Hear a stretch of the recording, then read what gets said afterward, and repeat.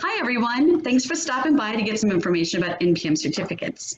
I'm here today with Heather and Tammy and Nick, and they're going to tell us a little bit about our specific certificates that we have at NPM, specifically piano, organ, and cantor.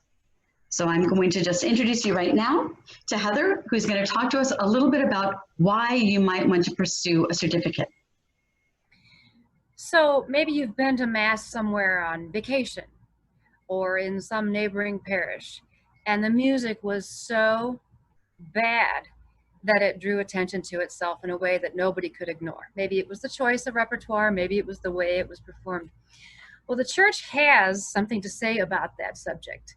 There's a quote here from Sing to the Lord, which is the United States Catholic Bishop's statement on music. And number 50 says this: all pastoral musicians exercise a genuine liturgical ministry. The community of the faithful has a right to expect that this service will be provided competently, which means there are some objective criteria to evaluate how well the music is doing its job. And music always has a job to do in the liturgy. Great. Tammy's going to tell us a little bit more about other reasons you might want to pursue this certificate. You know, we're all lifelong learners. We certainly don't stop learning at a certain age and just think that we are done forever and ever, amen. Each of our certificates is based upon continuing education, how you can grow your ministry by learning about, what's written about it in the documents. How can I become a better singer? How can I become a better liturgist and better in my ministry? And so certification allows us to go through the steps necessary to grow in our ministry. That's great. And then Nick's going to talk to us a little bit about what a certificate on your resume might mean to someone else. In addition to being artists, we also have to navigate the business side of music, and that means finding a job and keeping a job. And so building professional credibility in our jobs is very important. So for pastors and for directors of liturgy or directors of music who may be looking at us to see our credentials, these certificates are ways to provide a benchmark from a national organization to show that we are able to play at a basic level, play and sing at a basic level, intermediate level, and advanced level. So it shows the musician the work they have to do or the work they've accomplished, but also the boss that this person can play and sing at that level. That's great. I don't know about you guys, but I've been in lots of parishes where the person who was interviewing me had zero, AKA the pastor, zero musical skill, and yet I'm supposed to be playing for them so that they can assess my talent or my ability to lead. So I think it's always nice to have something that says, not only do you have a degree in music or you've accomplished years of study, but here's something that says, I'm qualified to do this job.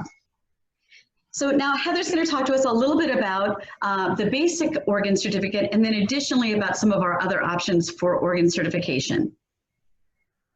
Thank you. Thank you, Berta. So the BOC is really for anybody playing in any Catholic institution. It could be a student musician. It could be a veteran organist, somebody that's been doing it for 40 years. But you just want to have an evaluation of your skill level.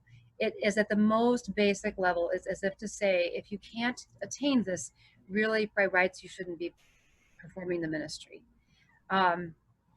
You have to be an NPM member, as is true for all the certification exams. If you are, a parish membership also applies. So if your parish has a membership and you are a member of that parish, you can apply for the, qualify for applying for the BOC. So it's just a process for certifying the basics, the fundamentals of playing in a Catholic situation. It was developed a long time ago by the Steering Committee for Organists.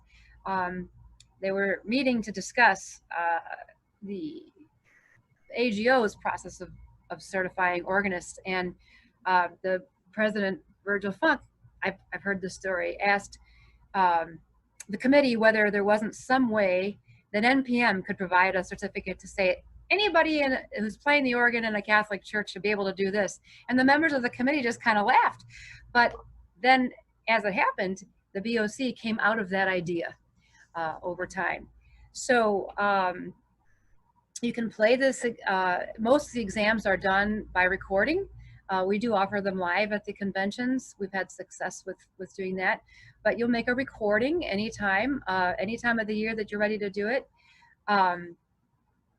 What you have to play, I don't think this is going to be on our slides here, but it is on the application. 2 hymns, one has to be metrical and one a plain song, and we have a choice of 6 in each category. You have to play a responsorial psalm, again, they're a choice of 6. And then mass settings, you have to play a holy and the 3 Eucharistic acclamations and the Lamb of God, and you have a choice of 4 from that. I'm just reading off of this. And then you need to play 2, I see this isn't on here, but you do have to play 2 pieces that you maybe would use for a prelude or postlude. They can be anything. One of them has to be with pedal. So it's very basic repertoire. So any time of the year. It can be, like I said, live at the convention or anytime you're ready. So they're not pre-scheduled. You just get on the website, get a application, fill it out, mail it in with your $20. There's no time limit on it. If you apply and then you get a letter back from me or whoever's coordinating it, and somehow 3, 4, 5, 10 years goes by, you still haven't done it, still good. You can still send it anytime. So there's no limit there. Why? The assembly has a right to our being competent. It has a right to us knowing what we're doing and being able to do it well. Let's see, there's a quote here from Sing to the Lord also. The primary role of the organist is to lead and sustain the singing of the assembly and of the choir, the cantor, the psalmist, without dominating or overpowering them.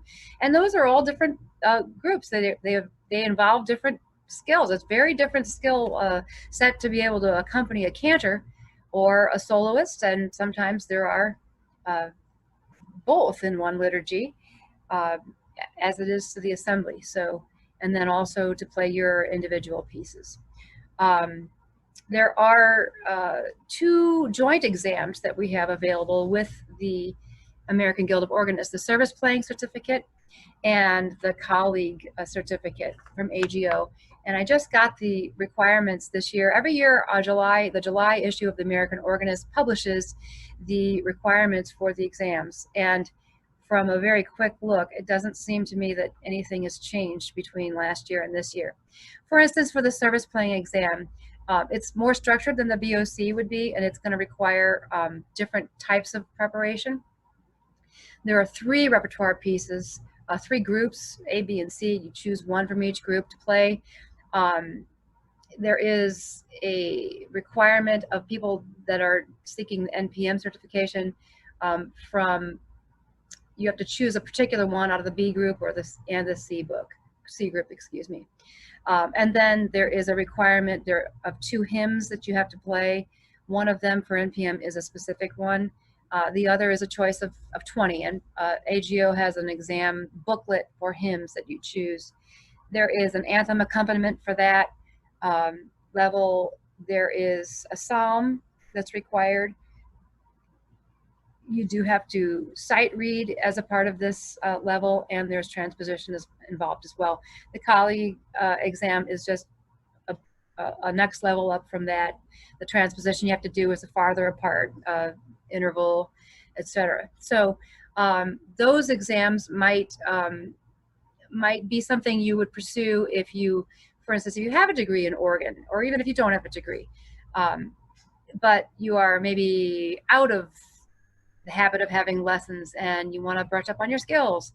And this is a good way to kind of evaluate where you might have slipped a little bit, or where you need to develop something that was never quite there. They're a wonderful process for that. So we do have 3 possibilities there for organists. And I guess that's all. Thank That's you. great. I think also anytime that you can really challenge yourself to have to learn a new piece of music, certainly in the time of the world that we are right now, not knowing exactly as we're recording this session where we're going to be with congregational singing, assembly singing, how long that'll be. We know that our instrumental accompaniment is going to play a bigger and bigger and bigger part for us for right now, even as we may or may not be able to sing in our churches, to be able to sing in our heart along with that. So I think that I know a lot of people have been working really hard on making sure that they have a good repertoire ready for when they go back to churches. So thanks so much. I have one more thing to add, if it's okay. You know, when we get so busy in life and in our ministry, often the very last thing we do is attend to our own skill development or repertoire development, whatever the case may be. So for me, a big why for certification is to get yourself to practice. In fact, I even say on my little sheet here, get yourself on the bench. That's the thing. If you're going to prepare for the BOC, and let's say you don't have a teacher, there are a lot of people that do the BOC that aren't working with somebody, and that might be another reason why they would like to do it, because our certification process involves adjudication by 2 members of the organist steering committee, and they'll each get a recording of your pieces that you've sent in and copies of the music, and then they will give an evaluation and feedback.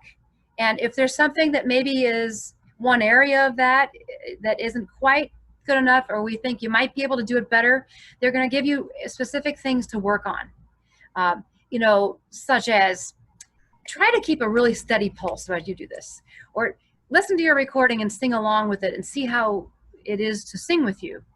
You know, practical things like that. So you will get feedback, and then hopefully that helps to open new avenues for your thinking and your preparing for your ministry. That's great. Thank you guys so much. So as you can hear, we have a lot of things and a lot of opportunities happening at NPM for our organists and pianists and for our cantors as well, and great opportunities for you to really form yourself. We'll also have some additional programming coming forward very soon that will help supplement each of these levels as well.